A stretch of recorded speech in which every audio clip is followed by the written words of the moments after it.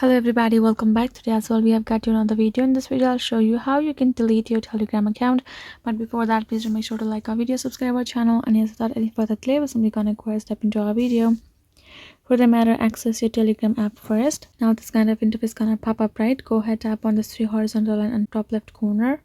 Now tap on the settings icon just given right over there. Now scroll down and tap on this option called Telegram FAQ, and scroll down to the bottom and find this option called your account section, and tap on this delete your Telegram account in highlighted in the blue text, and you can see how to delete my account. If you would like to delete your account, you can do this on the deactivation page, right? Simply go ahead, tap on this blue highlighted text again, and this will take you to this kind of center. You're gonna go ahead, enter your phone number over here that is your account is connected with. Once you enter that particular number, you're gonna go ahead, tap on this next option. It will show you a box where you're gonna fill up why you are leaving a Telegram app itself. It's gonna ask you confirmation. Go ahead, confirm it once again, and tap on this delete option, and then you will be able to delete your account just like that from your browser itself.